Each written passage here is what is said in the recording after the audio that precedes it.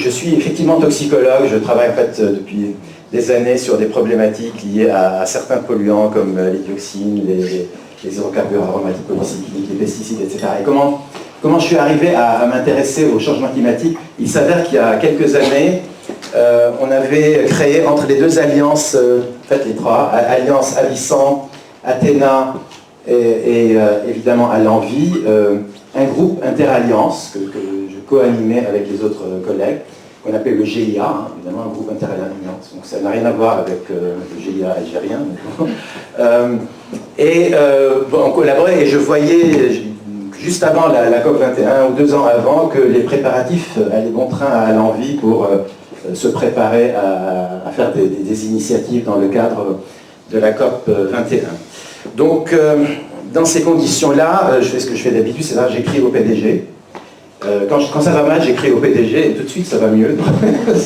Donc, je lui dis qu'il fallait peut-être qu'on pense à faire quelque chose. Et en fait, comme les PDG sont beaucoup plus intelligents que nous, il y avait déjà pensé. Et donc, il m'a dit, organisez un petit groupe de travail et voyez ce qu'on peut faire à l'occasion de la COP21, puis au ministère ça s'agitait beaucoup, etc. Donc certains d'entre vous ont participé à un petit groupe de travail, on a organisé un symposium sur changement climatique et santé. Il n'y en avait pas tant que ça. En fait, il n'y avait pas tant que ça, et puis certains d'entre nous sont intervenus, on connaît pendant la COP21. Il n'y avait pas tant que ça d'initiatives dans ce domaine. Donc c'est comme ça que je suis entré dans ce milieu du changement climatique et de la santé, et j'ai bien vu que, en fait, il y avait un manque de travail, d'intérêt dans le domaine, et d'ailleurs, très récemment seulement, on commençait à afficher ça dans les rapports du GIEC ou dans d'autres rapports, donc c'est bien d'en être. Il y a quelques mois aussi, à nouveau, je me suis dit, d'accord, on a fait ce symposium, on a écrit des rapports, on a fait une petite communication à l'ancêtre, etc. C'est bien, mais il faut peut-être quand même, ça s'est un peu assoupli depuis, il faut peut-être relancer les choses et du coup, qu'est-ce que j'ai écrit au PDG, donc toujours, ça a changé de PDG depuis, mais bon, mais j'ai écrit quand même, et donc effectivement, je lui dis, il faut peut-être quand même qu'on fasse quelque chose, et je pense que là, et donc l'ITMO Santé Publique avec Charles Persos, voilà, essayer de créer un petit workshop pour réfléchir à ce qu'on peut faire à l'INSERM, dans l'Alliance et au-delà, dans ce domaine-là, parce que je suis absolument convaincu qu'un jour ou l'autre, on va nous demander des comptes. Hein, je veux dire, en tant qu'institut de recherche ou agence, on va nous demander des comptes. L'affaire est devenue vraiment, les gens ont beaucoup plus conscience du problème. L'affaire est assez sérieuse et il faut donc être prêt. Donc voilà, je pense que vous aurez, ceux qui veulent, ceux que ça intéresse, n'hésitez pas à contacter Charles et dites que vous êtes intéressés à participer et à voir comment on peut avoir une activité à l'INSERM un peu cohérente. En fait, il y a beaucoup d'activités à l'INSERM qu'on peut raccrocher à changement climatique et santé, mais il n'y a pas de chapeau clair, hein. Personne ne se déclare quelle est votre spécialité, je travaille sur changement climatique et santé. Ce n'est pas le cas dans d'autres pays, notamment en Angleterre, où c'est beaucoup plus structuré dans le domaine de santé publique. Ici, il y a à mon avis beaucoup d'activités, mais je pense que c'est intéressant d'essayer de les rendre un tout petit peu plus visibles et cohérentes et répondre à une demande publique lorsqu'elle viendra, et certainement qu'elle viendra. Donc, en fait, dans ce que je vais vous dire, il y a beaucoup de choses qui ont déjà été dites.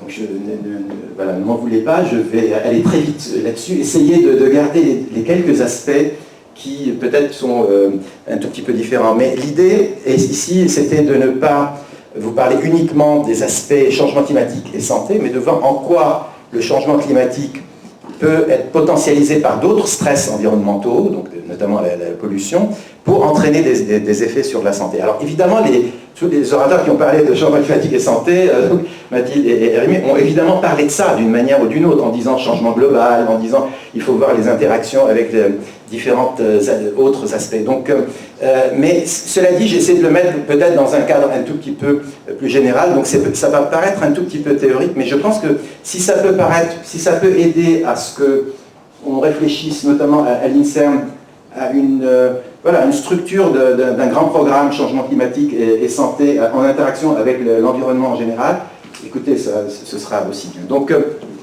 je vais... mon truc ne marche pas, c'est pas grave.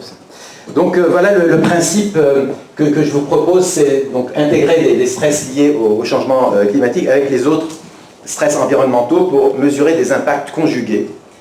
Et je pense que c'est intéressant de le voir sous cet angle-là. Et la stratégie, c'est d'appuyer sur un concept, c'est le concept d'exposome, mais on ressort l'exposome assez régulièrement. Donc, pour certains, c'est de la cohérence, donc ça c'est de mon côté, pour d'autres, c'est le côté monomaniaque, ou voilà. Bon, peu importe, mais je pense que là, c'est parfaitement pertinent de mettre cet aspect-là sous ce chapeau-là en particulier. En plus, ça commence à parler aux uns et aux autres, et donc c'est très bien. Mais l'implication de tout ça, c'est un peu ce que vous avez dit aussi, c'est-à-dire, à partir du moment où on met sous un même chapeau le changement climatique et les autres stress environnementaux, on peut raisonner soit en termes de sources, soit en termes de combinaison sur des impacts, et à partir de là, on peut dire que lorsque c'est bon dans un cas pour le changement climatique, c'est peut-être aussi bon pour d'autres stress environnementaux, et puis inversement, ça peut être l'inverse. En tout cas, étudier les choses dans leur globalité pour, si on doit avoir une approche quelle qu'elle soit, ou une recommandation quelle qu'elle soit, et bien qu'on sache si on est en train de faire du bien à plusieurs niveaux, ou si on est en train de régler un problème et d'en créer un autre, etc. Donc c'est simplement rendre un tout petit peu plus cohérente notre vision un peu globale. Donc voilà, l'exposome, j'ai pas besoin, c'est Chris Wilde, la totalité des expositions qu'un individu peut subir, donc de la naissance jusqu'à la mort, de la conception jusqu'à la mort. Donc effectivement, c'est parfaitement pertinent avec le fait d'inclure là-dedans tous les stress liés au changement climatique. Moi, j'ai pris une autre figure, donc j'ai pris l'OMS pour montrer la pollution en ah ben voilà, je sais pourquoi ça marche pas. Donc, j'ai mis dans cette analyse, donc l'article du Lancet, donc avec la pollution comme facteur ici de stress numéro 1, si j'ose dire, en termes comme déterminant. Donc c'est relativement important. C'était pas nécessairement ce qui se disait il y a quelques années, et donc ça remet nos problèmes environnementaux au premier plan. Ça, c'est notre manière à l'époque de présenter les différents stress et les différents impacts du changement climatique. À nouveau, vous m'excuserez, mais je vais aller assez rapide sur des choses que vous avez déjà entendues un certain nombre de fois. Et cette revue donc, de Heinz, effectivement, dans New England récemment, est excellente et présente. En fait, à la fois les mécanismes et les impacts liés, que ce soit aux événements caniculaires, donc X-stress, la qualité de l'air, la qualité de l'eau, les problèmes d'alimentation, les maladies vectorielles et les aspects sociaux, avec à chaque fois tous les impacts qu'on peut imaginer de ces différentes sources donc, de stress. On voit bien que c'est global par définition, que ça impacte beaucoup de domaines extrêmement différents, et on voit bien aussi que c'est par définition en interaction avec beaucoup d'autres effets, beaucoup d'autres changements, beaucoup d'autres stress, et que donc il est tout à fait pertinent d'essayer d'analyser chacun des stress en relation avec les autres et de ne pas essayer de se mettre dans un cadre tout à fait unique. Là aussi, c'était aussi une partie, d'ailleurs nous avons fait à l'INSERM une exposition qui s'est baladée dans différents endroits en France sur changement climatique et santé, d'où ces diapos un tout petit peu particulières.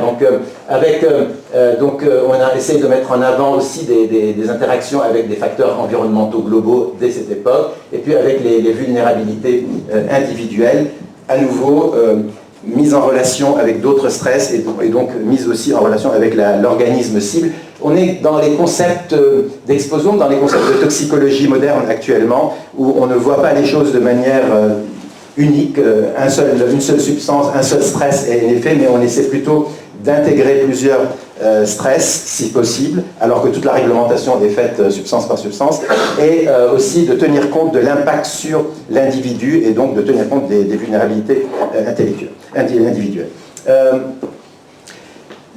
J'essaie de faire, en général, quand je parle de pollution et de stress environnemental et de santé, je fais une liste qui fait évidemment peur, mais c'est la réalité de toutes les pathologies à rapporter un jour ou un autre à des problèmes environnementaux de pollution. En fait, on couvre pratiquement toutes les pathologies chroniques et même les pathologies donc infectieuses qui y passent, donc c'est pas très sélectif, mais du coup, je me suis amusé à regarder d'autres revues générales et de regarder toutes les pathologies pour lesquelles on parle d'un effet de changement climatique. Et effectivement, alors c'est pas tout à fait les mêmes. Bon, ici, on parle de cancer pour les pollutions, mais on parle de cancer aussi, mais plutôt des cancers cutanés parce que c'est plutôt les UV. Mais en termes de maladies respiratoires, maladies cardiovasculaires, alors les maladies infectieuses, c'est pas tout à fait la même chose nécessairement.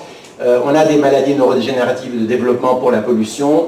On a plusieurs fois cité les maladies mentales. C'est à nouveau pas tout à fait le même mécanisme et c'est pas de la même chose dont on parle, encore qu'il faille un peu fouiller un peu les choses un tout petit peu plus loin.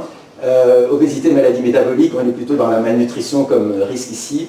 Allergie, maladie auto-immune et puis allergie de l'autre, et puis il y a des maladies du développement de la fertilité et d'autres pathologies. Mais enfin, c'est intéressant de mettre, en fait, on recouvre beaucoup de pathologies différentes. On peut partir soit par pathologie, essayer de voir les différents effets. On peut faire l'inverse, partir du stress et voir les impacts différents.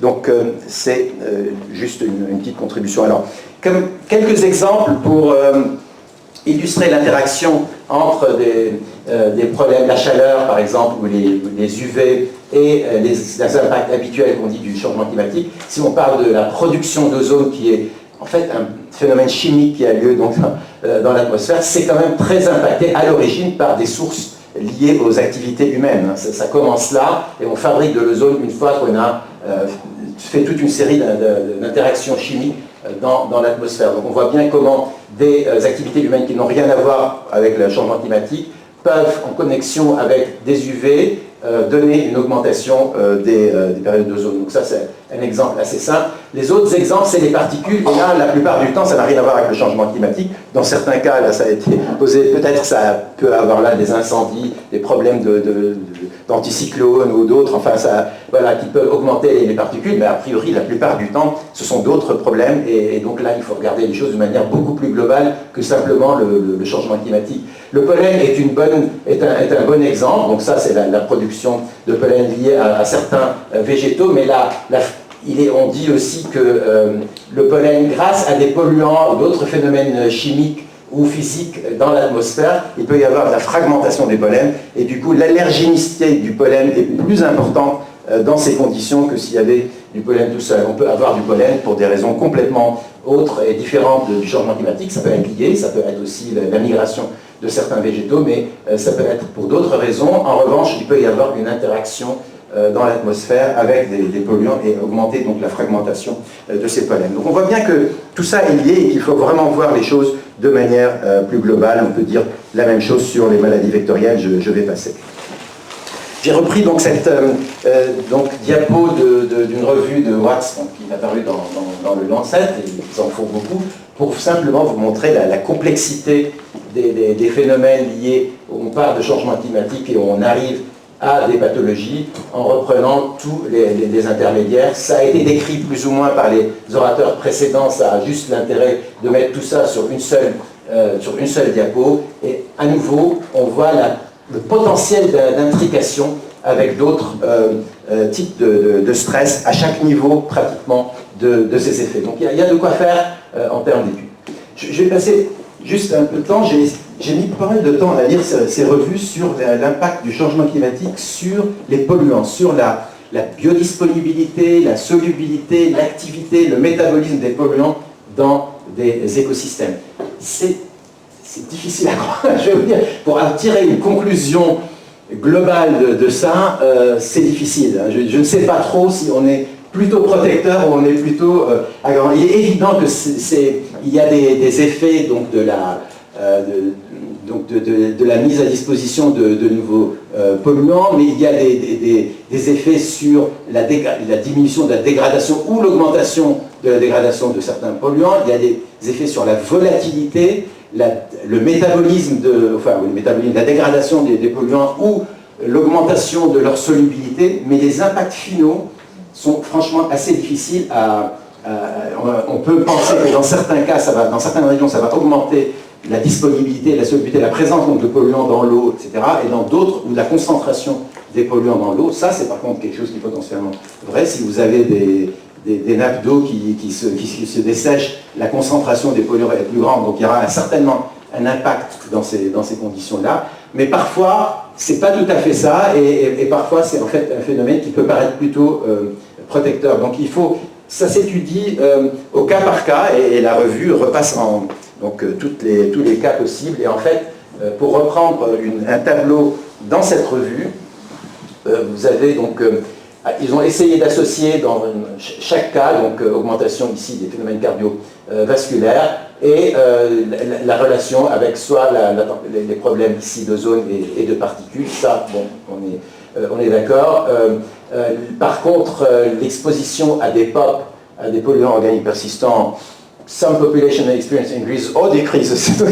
Donc ça dépend des cas et ça dépend peut-être de la chimie de ces polluants, pareil pour les pesticides, etc. Donc ils ont vraiment repris, et même pour l'allergénicité, ils ont effectivement repris les différents cas. Donc ça continue, la deuxième diapo, sur l'augmentation de l'effet de la température sur la présence donc, de molécules toxiques dans l'eau, par exemple, ou dans les sols. Ça peut être une augmentation, mais ça peut être aussi une augmentation de l'élimination, de la dégradation. Donc, à nouveau, ça va dans tous les sens. Et là, je me suis dit, là, il y a vraiment besoin d'un véritable travail supplémentaire pour essayer d'avoir une idée plus claire sur l'interaction entre pollution chimique et changement climatique. Donc là, on parle dans les écosystèmes, on parle dans ce qui soit dans les sols, dans l'eau, dans l'air. C'est des choses que, bon, c'est étudié dans certains instituts, pas trop à l'INSERM, mais je pense qu'il y a vraiment un travail à faire. En tout cas,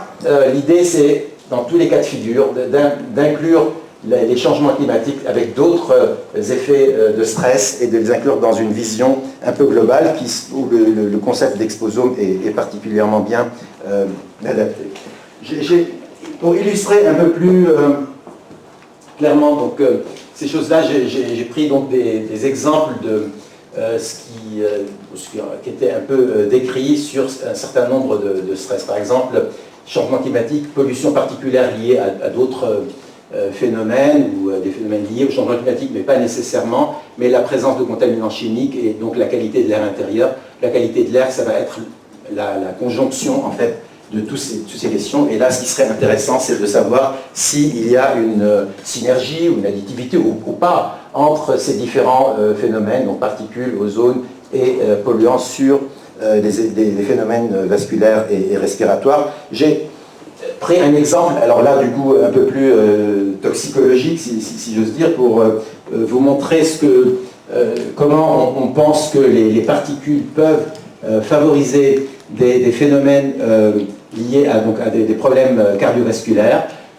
ou pulmonaires. Donc il y a plusieurs facteurs importants. Il y a tout ce qui est neurologique qui est important, et puis un phénomène de stress oxydant. On sait que certaines particules peuvent être transloquées donc, au travers et passer donc, dans la circulation générale. Il y a parfois pour certaines molécules chimiques des intermédiaires, et puis atteindre toute une série de conséquences qui sont représentées ici sur le système nerveux, les fonctions endothéliales, les fonctions hormonales, l'inflammation qui est générale, c'est un facteur très important, et les effets thrombotiques. Donc ça atteint différentes cibles. Et quand on regarde là, par exemple, au niveau des vaisseaux, et donc au niveau du cœur, quand vous regardez les impacts de ces différentes cibles en termes, cette fois, biochimiques et de mécanismes d'action, et donc d'effets sur la NOS, la NADPH oxydase, l'augmentation donc de certains stress oxydants ou de stress nitrique, et donc des impacts sur le système vasculaire avec l'inflammation en ligne de mire, donc, et les effets sur les plaquettes. Donc tout ça entraîne finalement des effets cardiovasculaires. Si vous regardez d'autres facteurs de stress, ils ont souvent des mécanismes pas très éloignés. Donc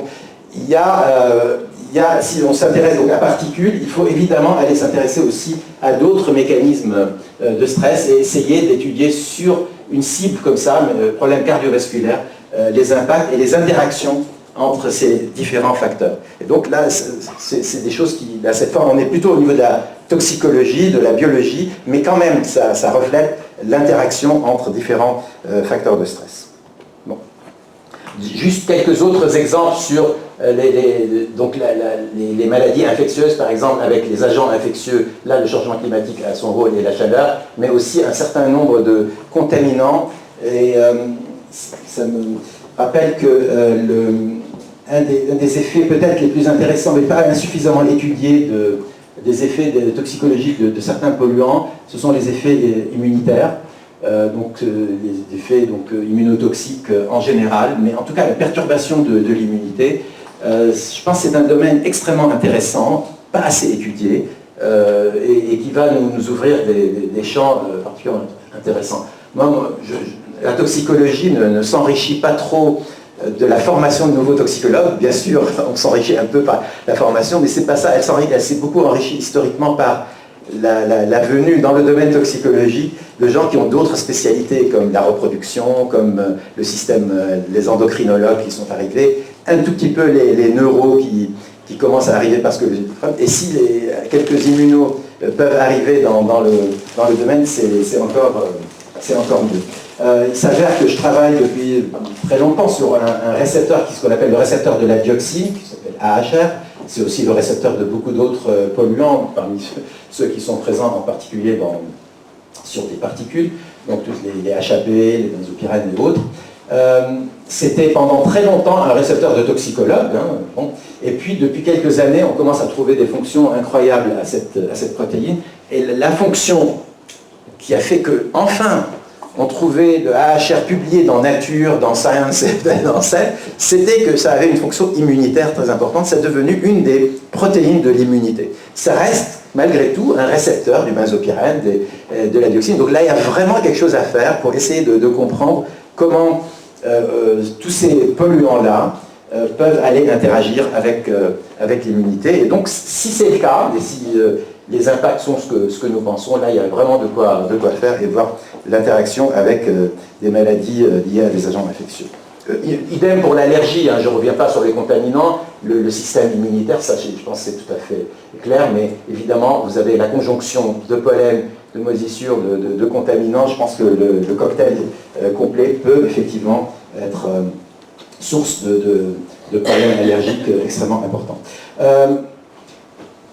Je pense que c'est à la fois, comme le disait un peu Rémi, c'est à la fois le changement climatique et l'intégration, c'est effectivement une source de préoccupation, mais c'est aussi peut-être une source de trouver des solutions un tout petit peu plus globales. Dans le sens que si on se rend compte d'une augmentation globale des allergies, une partie va être due à des problèmes de pollen et de changement climatique, une autre partie à d'autres problèmes de nos habitations, et d'autres parties peut-être à des contaminants chimiques, et j'en passe. Mais ça veut dire qu'il faut, le fait qu'il y ait cette augmentation liée au changement climatique va nous pousser à agir à tous les niveaux, parce qu'on peut essayer de faire quelque chose pour régler le problème lié au mécanisme du changement climatique. Mais en même temps, si on veut diminuer cette pathologie, il faut absolument aussi agir sur les autres causes pour essayer quand même de limiter les conséquences sur la santé. Donc il y a vraiment cette vision un peu globale va nous pousser à aller un tout petit peu plus loin dans différentes directions, et je pense que c'est pour ça qu'elle peut être utile. Et donc en particulier pour l'éco-bénéfice, vous connaissez ça beaucoup mieux que moi, ça peut être l'éco-risque aussi, ça peut être l'inverse aussi, quand on fait quelque chose de bien dans un sens, l'impact peut être inverse dans l'autre sens, et donc il faut vraiment réfléchir à ça avant de le faire, d'où la proposition qui est faite sur essayons de penser en termes beaucoup plus global, et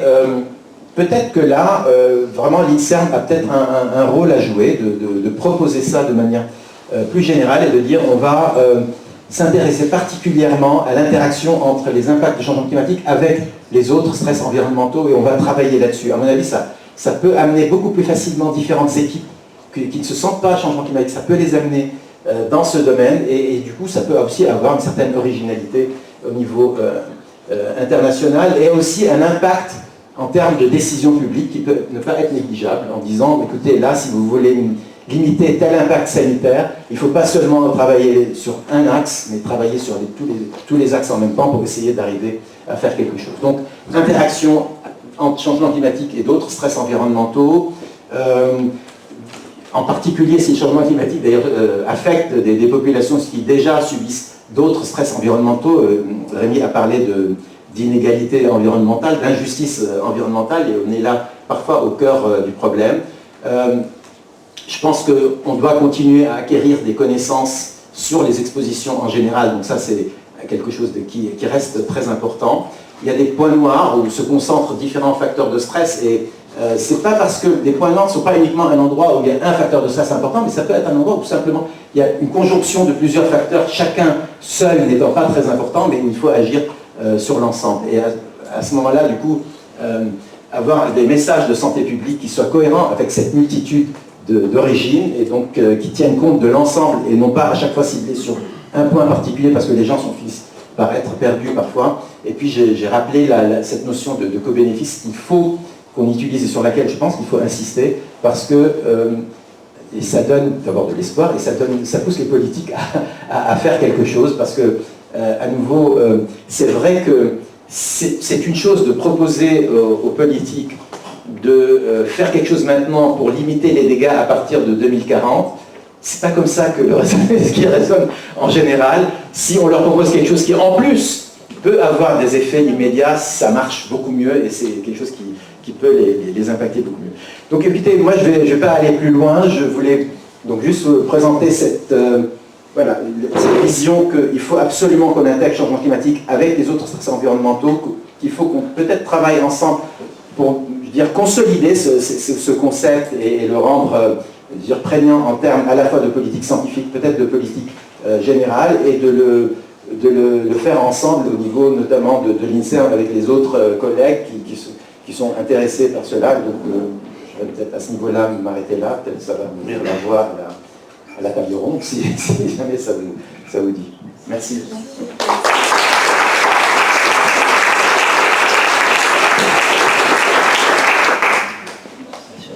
Il y a des questions spécifiques sur cette présentation ?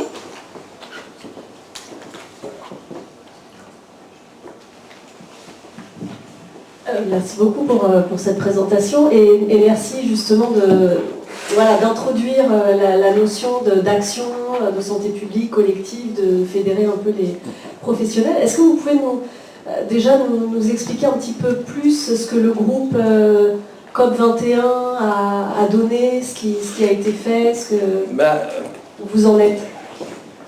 Oui.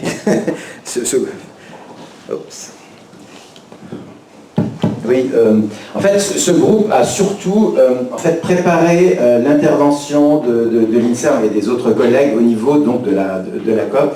Et je dirais que son impact principal, son rôle principal a été de représenter un peu la santé dans la COP 21, et ce n'était pas tellement présent par ailleurs. Enfin, je pense que Mathilde a beaucoup participé, Rémi était là, et puis sans doute beaucoup d'autres. À part ça, c'était ça le but principal. D'ailleurs, le petit communiqué, le petit comment qu'on a fait au Lancet à l'époque, était juste de dire la santé doit être étudiée de manière principale dans le cadre du changement climatique, et il faut introduire cette notion de santé humaine. Voilà. Donc c'était ça notre but.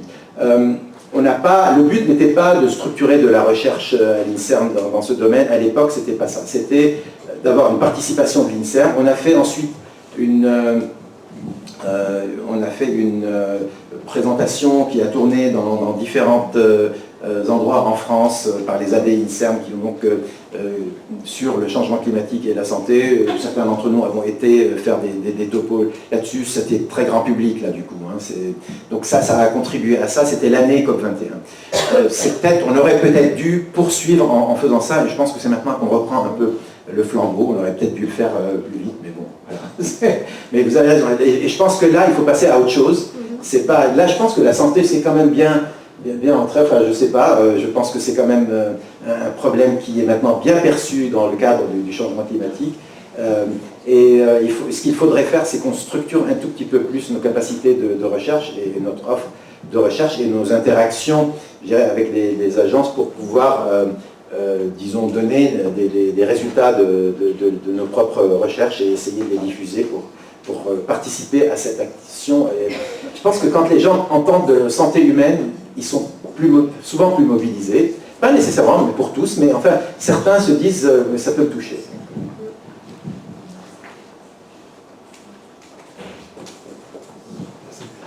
Ça ne s'adresse pas spécialement à vous, mais finalement, au cours de la journée, on n'a pas entendu parler de ce qui s'appelle le One Health, qui essaye de lier santé humaine et santé animale. Oui. Et donc, du coup, non, mais bien sûr, mais quand on parle de maladie vectorielle, on est complètement dans le problème One Health. Mais le problème de One Health peut signifier plusieurs choses. Mais pour beaucoup de gens, c'est vraiment maladie vectorielle. D'ailleurs, il y a un EJP européen qui s'appelle One Health et qui est assez focalisé là-dessus, qui est coordonné par l'ANSES. Mais disons que One Health, Planetary Health, Global Health, etc., c'est différentes dénominations pour dire qu'il faut regarder les choses de manière beaucoup plus globale. Et c'était... Bon, je dois dire que quand on avait créé ce groupe Interalliance, on a dit finalement ne réfléchissez pas en termes de toxicologie humaine ou d'impact humain seulement, mais travaillez avec vos collègues d'Al-Envie et même Athéna pour les sciences humaines. Leur participation au début a été assez faible et puis finalement c'est bien revenu. C'était un peu ça l'idée, c'est-à-dire de voir l'impact assez général des stress environnementaux en général, à la fois sur les écosystèmes, la biodiversité, puisque actuellement on parle surtout de biodiversité, mais enfin en général sur les écosystèmes, et l'impact de tout ça sur... D'ailleurs, dans Exposome, il y a Eco-Exposome. Donc c'est des collègues des Américains, donc le NRC Report, qui a défini ce qui était l'Eco-Exposome, et c'était ça, c'est-à-dire les impacts, d'ailleurs dans les deux sens, l'effet de l'homme sur les écosystèmes et ce qu'il y a dans les écosystèmes sur l'homme, et une vision très intégrée. Je pense que ça, c'est quelque chose qui est absolument nécessaire maintenant. Il faut être dans cet état d'esprit actuellement. Vous avez tout à fait raison. On aurait peut-être pu en parler.